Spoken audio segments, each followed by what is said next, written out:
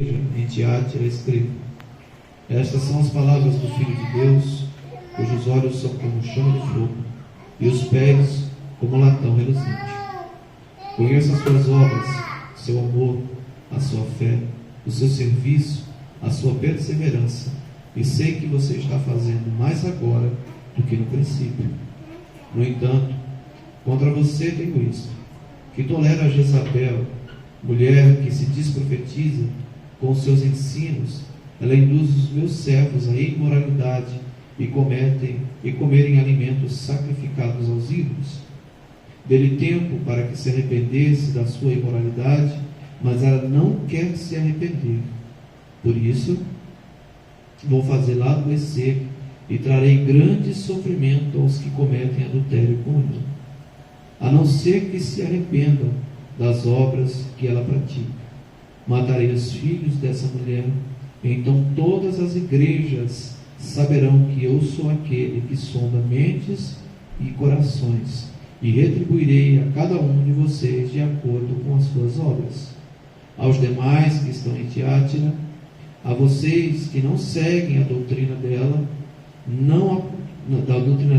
e não aprenderam, como eles dizem, os profundos segredos de Satanás, digo: não porei outra carga sobre vocês.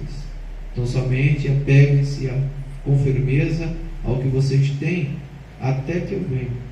Aquele que vencer e fizer a minha vontade, até o fim darei autoridade sobre as nações. Ele as governará com cetro de ferro e as despedaçará como a um vaso de barro. E eu lhe darei a mesma autoridade que recebi de meu Pai. Também lhe darei a estrela da manhã. Aquele que tem ouvidos, ouça o que o Espírito diz às igrejas. Amém. Pode tomar seu assento, por favor.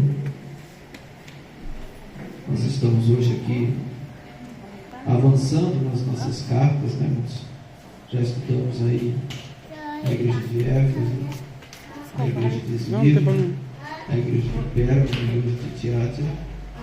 Estamos já na quarta destas cartas, falando a respeito desses assuntos tão importantes. E hoje nós vamos falar um pouco sobre a igreja de Tiátira, que é chamada teologicamente como a igreja tolerante.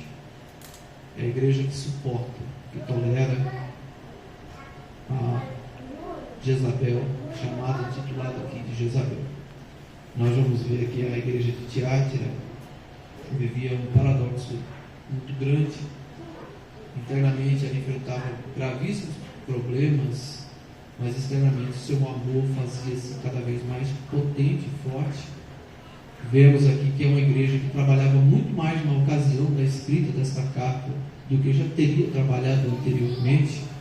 Era uma igreja que tinha um amor, que tinha obras valiosas. Era uma igreja que se valia de um trabalho bastante assíduo para o Senhor. Recebe de Jesus elogio acerca deste trabalho, mas também recebe algumas ressalvas, e talvez estas é que nós vamos nos apegar um pouco mais aqui.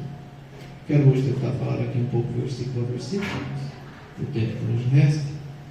O versículo 18, que é o que nós temos primeiro, fala um pouco sobre a apresentação a esta igreja, Tiátira, a igreja de Tiátira.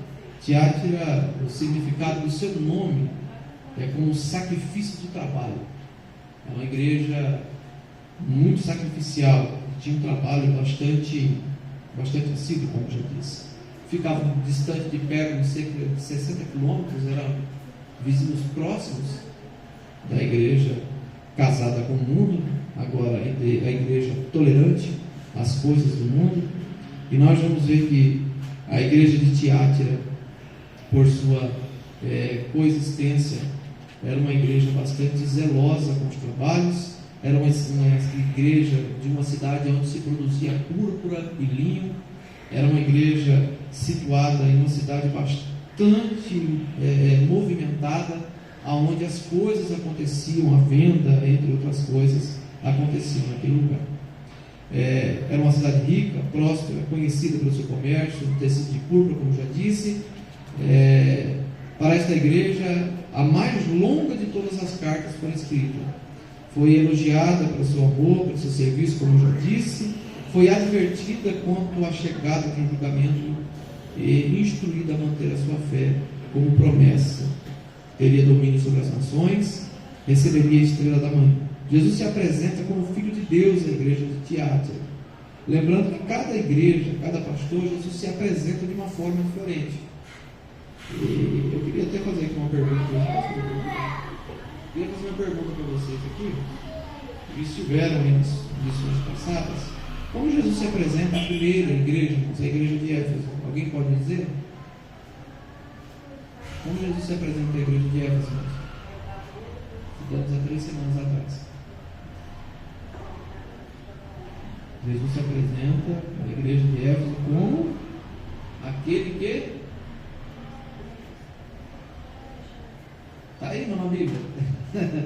Ele se apresenta à igreja de Éfeso como aquele que tem as 7 estrelas, 7 candeeiros na mão, que passeia no meio dos 7 candeeiros.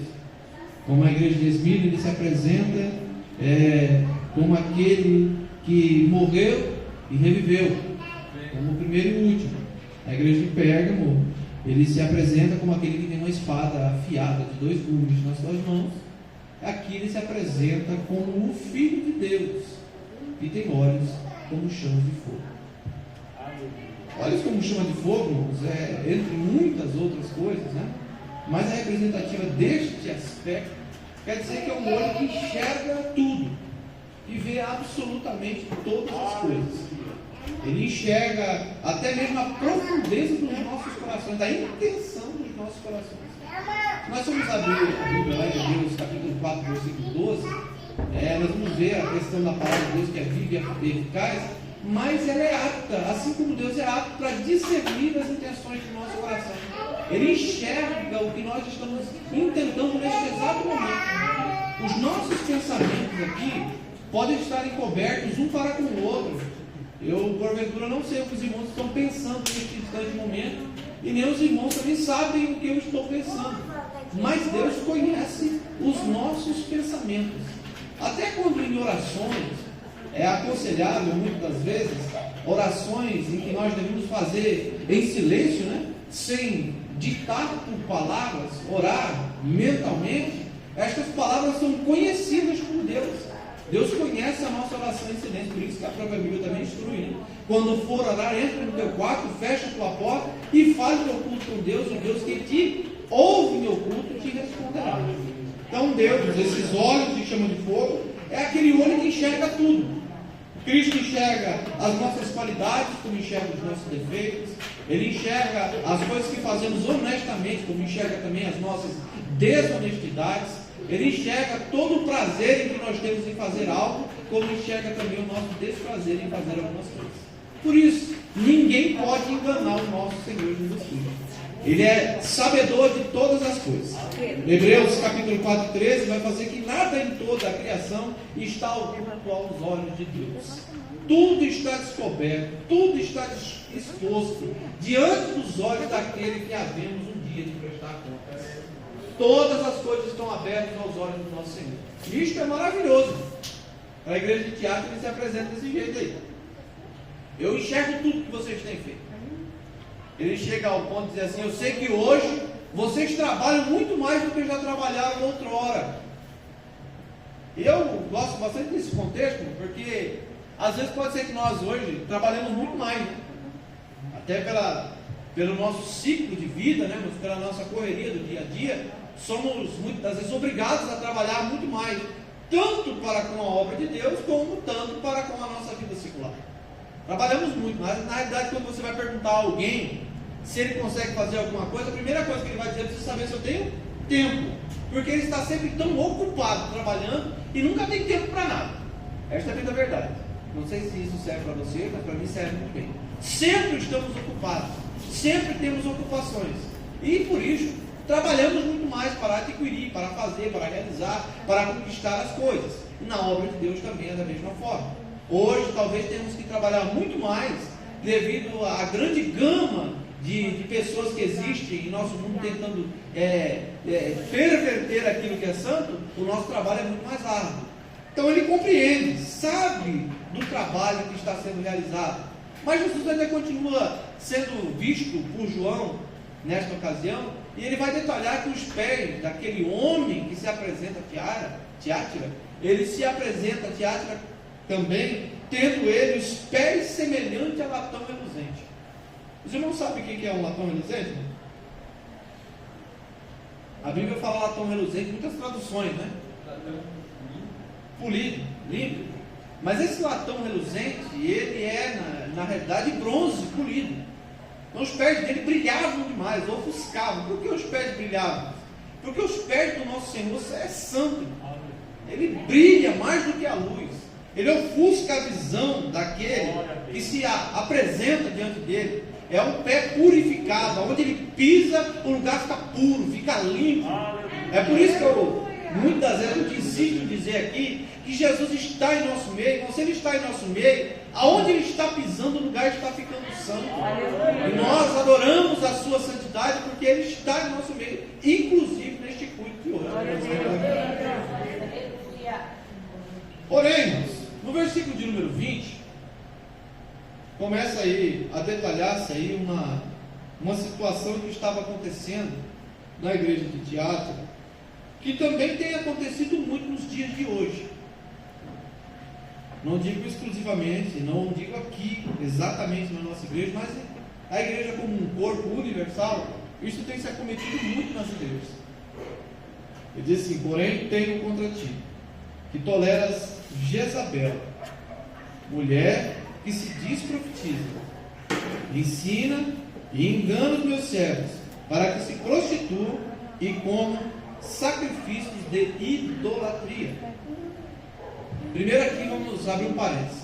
Ele não está necessariamente aqui falando da Jezabel de Acabe, mas alguém que praticava obras semelhantes à de Jezabel, esposa de Acabe.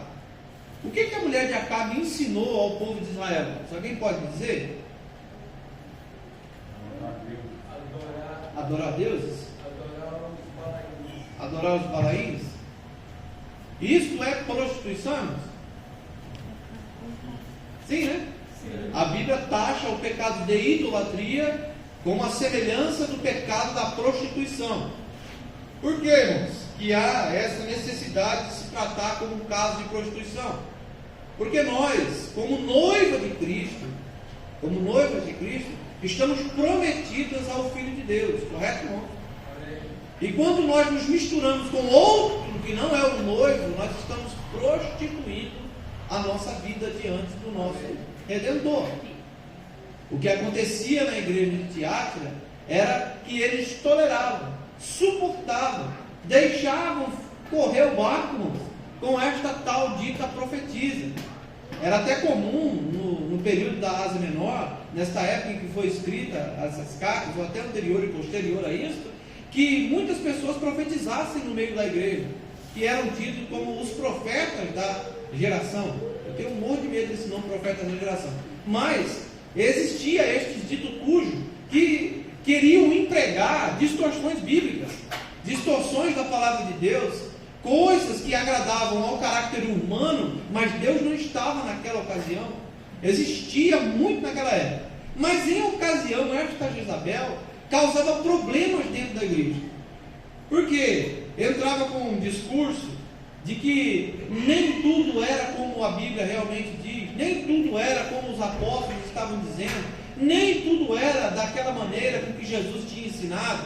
E com isso ela estava abrangendo um grande número de seguidores, um grande número de pessoas que estavam seguindo os seus passos. O problema estava que este povo não saía de dentro da igreja. Eu me lembro que há poucos dias atrás na escola dominical nós falamos até alguma coisa sobre o respeito disso. O povo essa mulher estava desviada e desviando dentro da igreja. Dentro da igreja. Por isso toleras Jezabel. Permite com que ela faça o seu trabalho dentro da igreja. Quanto mais nós, principalmente nos dias em que vivemos hoje, precisamos ter o nosso braço na presença do Senhor, obviamente dito, mas bem rígido com respeito a isso.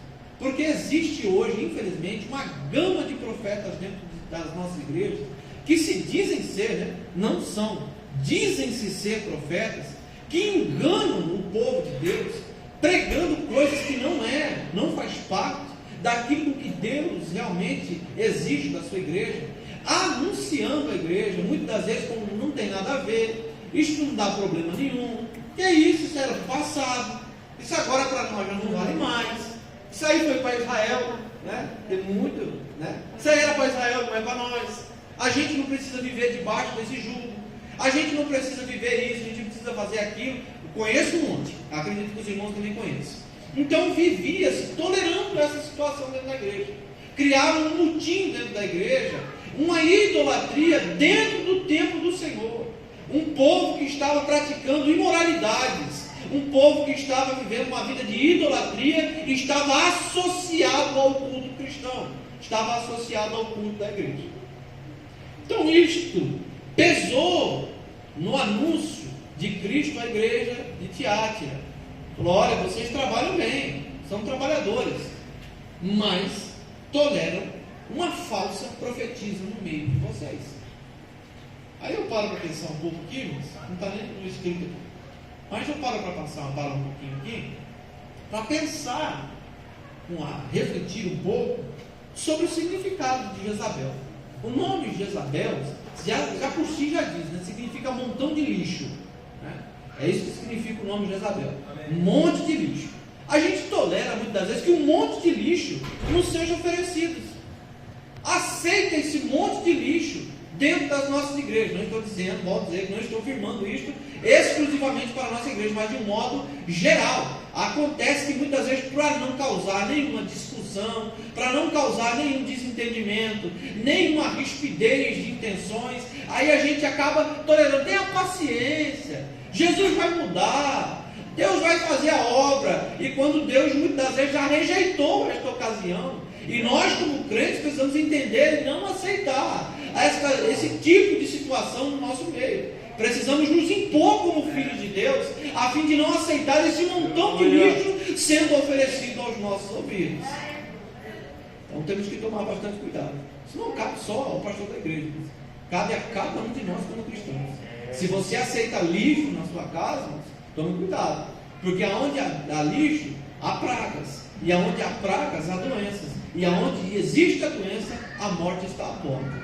Então tome cuidado. Nós precisamos nos cuidar com respeito a isso. Não aceite Jezabel profetizar nada aos seus ouvidos. Dê ouvido à voz de Deus, que é pura, perfeita, santa e agradável. Nós entendemos então que é um nome simbólico. Não se trata necessariamente da Jezabel de Acabe, como eu já vi muita gente dizer que é a Jezabel de Acabe. Não sei se ela tornou a viver, mas não é a Jezabel de Acabe, tá? É alguém que leva o título de podridão que Jezabel tinha. Uma pergunta para vocês aqui, saindo um pouco do contexto, mas sem sair do texto. Você não se lembra o que aconteceu com Jezabel? Ela caiu da janela e foi pisoteada por cavalo, foi revelada. Isso, exatamente. O restante dela foi comido pelos cães, né? Isso. Porque é o que acontece com um monte de lixo. O monte de lixo que a gente faz com ele, a gente sacode de fora, né? Depois que ele é sacudido de fora, ele é pisado. Não serve para mais nada. E o que sobra, muitas vezes você vê algum cachorro comendo os restos dele ali. Entendeu? Exatamente o que aconteceu com Jezabel, o que acontece com o nosso lixo do dia a dia. Então nós precisamos tomar muito cuidado. E isto é um fator muito sério.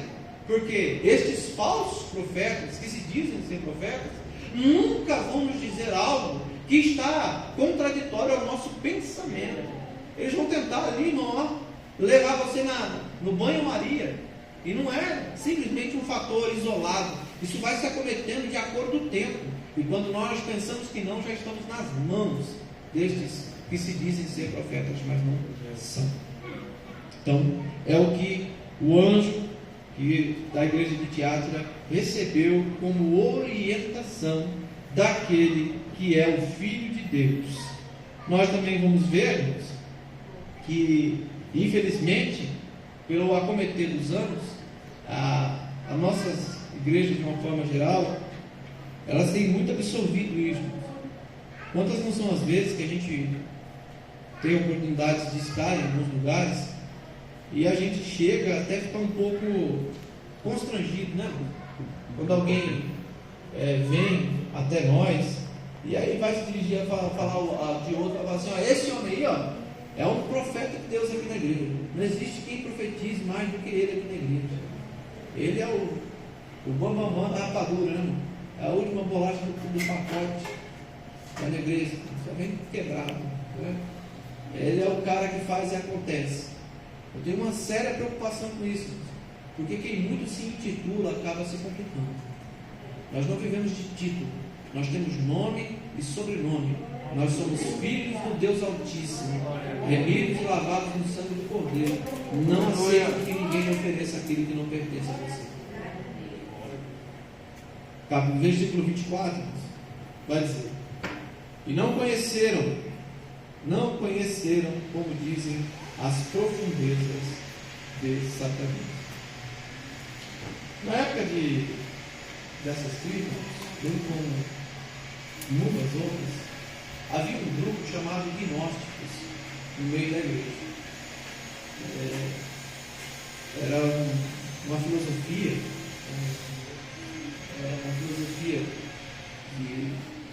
pseudo-cristã, onde eles eram superiores às crenças comuns e se colocavam sobre o ponto mais alto da sociedade, desafiando as escrituras bíblicas.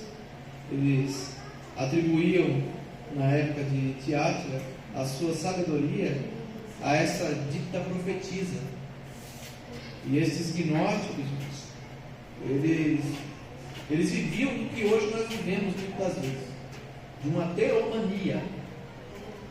Uma teomania boa. O que é teomania? Teomania. Teomania. É uma espécie de loucura, aonde a gente se julga ser o próprio Deus. A gente vive esse mal hoje. As pessoas parecem que se tornaram, se endeusaram, né? Se tornaram mini-deuses, né? Por assim dizer.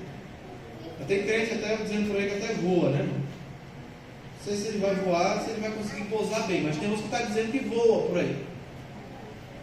Faz isso, acontece, porque ele fala e Deus faz. É como se ele ditasse ordens a Deus. Isso se chama teomania, tá? Onde eu tenho um pensamento de que Deus tem que fazer tudo o que eu pedi ou mandar, né? Que Deus está sujeito às minhas intenções e não eu sujeito à vontade dele. A gente vive isso nos dias de hoje. São pregadores que muitas vezes nós vemos que batem nos nossos púlpitos, batem os pés no chão, dizem ser tutores de um poder que não tem, anunciam uma mensagem que não tem, vazios de si mesmo, fazem um barulhão na igreja e depois deixam o problema aqui para o pastor Cid resolver durante um ano da sua vida.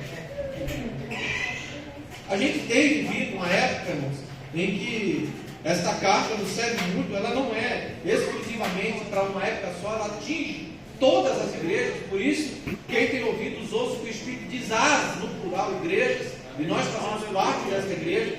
Então essa carta é muito vitalícia para os nossos dias. Nós vivemos um período onde as pessoas estão se endeusando, tomando o lugar de Deus, recebendo a glória que é para Deus, anunciando aquilo que Deus não falou e recebendo em si o conforto que era para ser dado e dedicado à obra de Deus. Nós precisamos tomar cuidado, irmão. Nós precisamos estar bem atentos, com o nosso ouvido bem atento. Afinal de contas, nós não somos bobos, irmãos. Ninguém engana mais ninguém nos dias de hoje. Ninguém fica por enganar. Ninguém. Eu tive a alegria de, por um período da minha vida, lecionar no curso teológico. Foi um dos melhores momentos da minha vida. Muitos desses meninos que passaram comigo aí hoje estão pregando em vários lugares. Alguns estão até fora daqui de Campinas, do estado de São Paulo. Outros já tomaram outros rumos, estudaram mais, onde os alunos sobrepujaram a inteligência pequena do professor. Mas precisamos estar atentos. Todo mundo, eu disse isso até na escola bíblica dominical no domingo passado. Eu acredito, estava conversando com os meninos ali fora, que todo cristão deveria estudar a Bíblia, para que não fosse enganado, para que não fosse ludibriado. Nós deveríamos conhecer pelo menos o básico do básico, porque existem muitos aí que se dizem ser cristãos, com anos de carreira cristã, e não conseguem se defender de armadilhas como esta. Nós precisamos estar atentos, ler a Bíblia, estar com o nosso coração voltado para ela, para que nós não venhamos a cair nessas teomanias agudas que estão acometendo nos nossos dias. A tristeza que eu vejo de tudo isso nos nossos dias de hoje é que essa teomania, até um tempo atrás, ela era tomada por atitudes de jovens pregadores, que talvez não teriam um gabarito, um conhecimento, um amadurecimento, mas hoje, infelizmente, até pastores maduros, crentes maduros, estão se tornando teomanitas, estão se tornando tutores daquilo que era para ser de Deus, estão absorvendo para si a glória de Deus. Depois, nós vamos estudar mais para frente aí, mas só para aguçar a sua curiosidade, quando chegar lá no tribunal de Cristo, se chegar lá, vai passar meio que pelo que fogo, porque o galardão já recebeu aqui na terra. Então temos que tomar bastante cuidado. Mas falando de galardão, versículo 26 vai dizer o seguinte: ao que vencer e guardar até o fim as minhas obras, eu lhe darei poder para reger as nações com vara. Presta atenção nisso. Quem não for tolerante com Jezabel, quem combater as pregações desta dita profetisa, quem vencer, não der ouvidos, não se agarrar a este tipo de situação em que era colocada a igreja de Tiátira, a este será dado o poder de reger nações. Pensa nisso, não sei se você já conseguiu imaginar isso comigo, eu queria que você pensasse. Reger nações. Hoje nós somos uma nação, correto? E nós somos regidos aqui por um presidente, embora ele não venha mandando mais nada, né, meu filho? Mas, né, pela lógica seria para ser isso, né? O presidente regeria a nação. E nós receberemos poder de reger as nações, assim como Cristo rege as nações. Ele estará regendo as nações e nós do lado dele. Ele estará ali com a vara de ferro e nós com a vara ali também regendo junto com ele. Ao lado dele, gozando da alegria, do domínio, nós estaremos gozando da alegria, da oportunidade de estar do lado de Cristo, direcionando as coisas como ela deve ser, tendo a oportunidade do lado dele, com uma vara nas mãos, estar discernindo as nações aonde elas devem andar, e o que deve acontecer, e o que deve fazer, ter a oportunidade de estar diante do nosso Senhor, com a alegria de podermos reger as nações. Isso é um prazer incomum, é um prazer incomum, e só quem vencer isto terá a oportunidade de reger as nações. Aí alguém pergunta para mim assim: mas quando, pastor? Quando é que nós vamos poder reger as nações com Cristo? Isso se dará também num episódio que nós vamos estudar mais para frente. Essas nações a qual a Bíblia está dizendo que nós regeremos, será a nação milenial, lá do milênio. Nós teremos a oportunidade de, com Cristo, conduzir as nações no reino milenial. Nós já estaremos com Cristo, já estaremos com Ele por toda a eternidade, já estaremos desfrutando do prazer da sua presença, já teremos recebido as recompensas do nosso trabalho feito aqui na terra, genuinamente, já estaremos salvos para todos sempre, nada mais nos poderá afligir a alma, nos poderá titubear da certeza da nossa salvação, porque já estaremos diante do nosso Cristo. Glória a Deus. Mas não fica só nisso não. Jesus ainda diz assim: também ao que vencer, eu lhe darei a estrela da manhã. Eu já ouvi muita gente falar com respeito a isso, porque Cristo, ele é a resplandecente estrela da manhã. O que Cristo está querendo dizer aqui? Que Ele dará de si próprio ao que vencer. De si próprio Ele dará. Mais para frente a gente vai entender outras formas de dizer essas recompensas, aonde Ele doará de si mesmo, para mim, para você, para cada um de nós. Pensa você receber do próprio Cristo na sua vida. Às vezes a gente não consegue compreender isso com olhos humanos, ou olhando de maneira rasa, mas nós hoje temos a oportunidade de receber o Espírito Santo dentro de cada um de nós, não temos, irmãos? Você tem o Espírito Santo ainda, não tem, irmão? Amém? E você já fica feliz com o Espírito Santo na sua vida, aqui nessa carne pecaminosa, né? Nesse fardo pecaminoso que nós carregamos. que a nossa carne deseja o pecado. Mas é maravilhoso ter a presença do Espírito Santo nos convencendo contra o pecado na nossa vida. Agora eu quero que você imagine comigo aqui, irmãos, já estaremos na glória, como eu já disse há pouco. O nosso corpo não será mais um corpo pecaminoso, nós seremos transformados. O nosso corpo será santificado à imagem daquele que nos criou.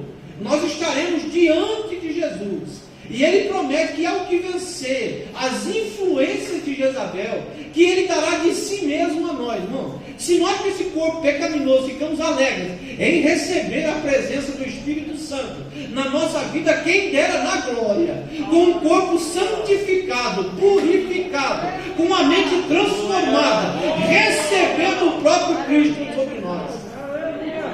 É isso que ele promete, não é uma alegria sem fim. Não sei se você fica alegre, mas eu fico com vontade até de pular, irmão. É bom demais saber que eu receberei da presença do Filho de Deus sobre a minha vida, e isso durará a eternidade. Porque aqui, irmão, eu recebo a presença do Espírito Santo enquanto eu viver. Mas eu sei que um dia eu posso morrer, mas lá eu vou viver para sempre, e a presença dele será sobre a minha vida por toda a eternidade. Aleluia, Deus! Ele nos promete isso, irmão. Eu fico tão feliz quando Jesus faz essas promessas assim. Aquelas promessas bonitas, né? A gente fica feliz quando ele promete que vai dar casa, apartamento, casa, filho e mulher, saúde, vida de novo. A gente fica feliz com isso, irmão. Mas quando nós já sabemos que não precisaremos de mais nada disso, receber a presença de Jesus, receber dele mesmo, aquele que um dia verteu o seu sangue na cruz do Calvário, recebeu um abraço cheiroso de Jesus. Fala assim: agora nós dois vamos andar juntinhos aqui, ó, toda a eternidade. É coisa para crente se alegrar, é coisa para o seu crente, o seu coração se aquecer. Oh, glória a Deus! Estas são as promessas daquele que vence. Aleluia. Por isso nós devemos permanecer fiéis. Permanecer fiéis. Se existe uma coisa que estas 7 cartas nos demonstram nos dias de hoje, é que nós devemos permanecer firmes, fiéis, sinceros, honestos, amorosos, cuidadosos, não tolerantes a Jezabel. Precisamos estar com o nosso coração, com a nossa mente, com o nosso peito, com o nosso corpo cheios da presença do Espírito Santo, suportando sim as provações deste tempo presente, sabendo que agora que nos há de ser revelada será muito bem. Por isso, glória a Jesus. Vale a pena, vale a pena, vale a pena.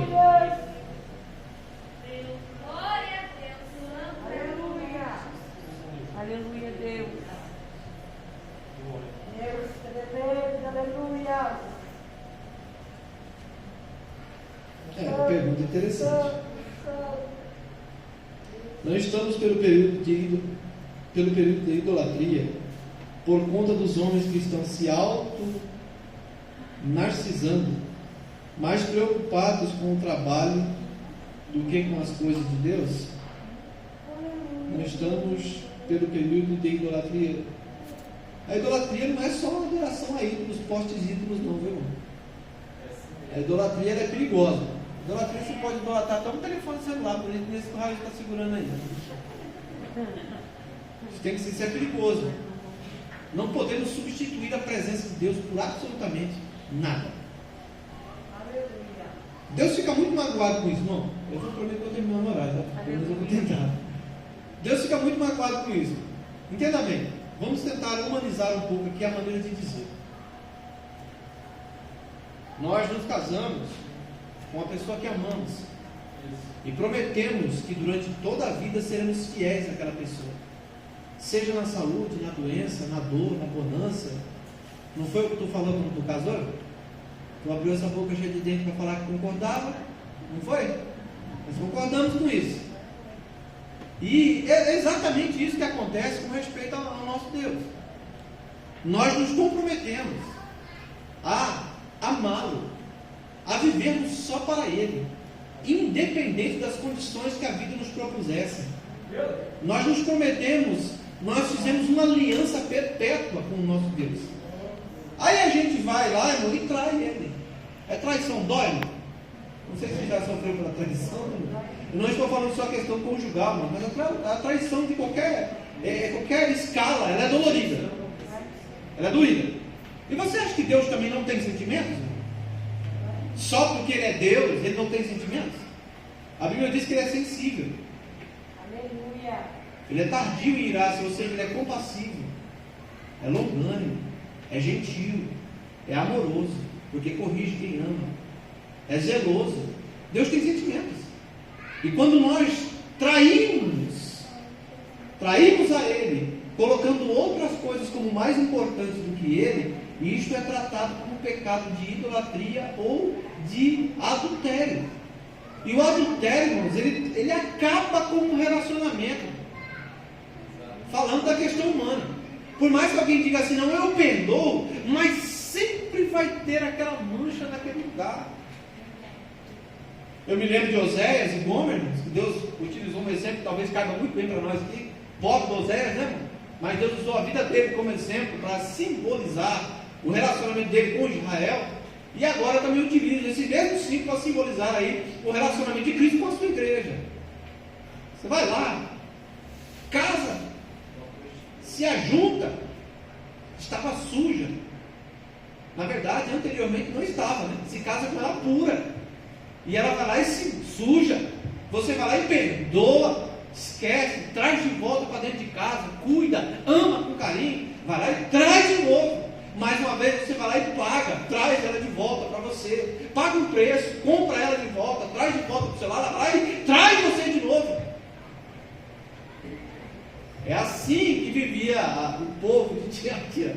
E a gente tem que tomar cuidado para não estar vivendo isso também. Porque nós estamos vivendo uma realidade nos nossos dias e que é mais fácil fazer as coisas que nós verdadeiramente amamos do que servir a Deus. Amém. E depois nos apresentamos de um culto dizendo que estamos servindo a Deus. Deus não se serve atemporal. Nós precisamos servir a Deus hoje, amanhã, depois de amanhã, sempre do mesmo jeito. Ele tem que ser o primeiro e o último na nossa vida.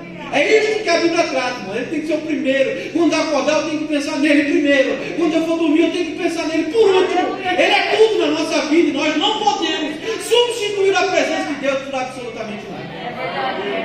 Aleluia, Deus. Por isso, precisamos tomar cuidado, irmão, porque tem bastante Jezabel no nosso meio. Que é isso, rapaz? Eu conheci um irmão, eu não vou falar o nome dele, porque pode ser que alguém conheça, mas é chegado no futebol. Não tem nada contra futebol. Nós estamos sentindo até jogar bem, dizendo, né? Mas, irmão, ele pega por de Santa Ceia por causa do jogo do São Paulo. Não é o Vinícius, não, que embora ele seja São Paulino, e eu tenho um sério problema dele ser São Paulino, não é ele. Mas ele não vai para Santa Ceia por causa do jogo. Se tiver jogo no São Paulo e for no dia do culto de Santa Ceia, no horário, ele não vai para o culto. Amanhã eu sei, hoje é jogo do meu time, é o meu Paulão. Ele estava com aquele bico grande dele, para meu Paulão. Vai para estádio, grita, não sei se grita com um bando de louco, sei lá, mas ele grita lá, esculacha, quando faz um gol, então, pelo amor de Deus, parece que vai perder as pregas vocais, de tanto gritar. Mas chega no culto, não abre a boca para dar glória a Deus sequer. Quando lhe dão a oportunidade, ele diz, hoje não. Aí quando vem para um culto, não consegue dar 5 minutos de oração, mas está de pé 45, 90, 120, 360 minutos assistindo uma bola rolar. Nós precisamos tomar cuidado com o que nós estamos colocando como prioridade na nossa vida. Nem a minha esposa, que eu amo de paixão, pode ser mais importante para mim do que o meu Deus a quem eu sirvo. Nada pode substituir. Cuidado com a Jezabel que nós temos muitas das vezes dentro de casa. Cuidado. Fica aqui um alerta.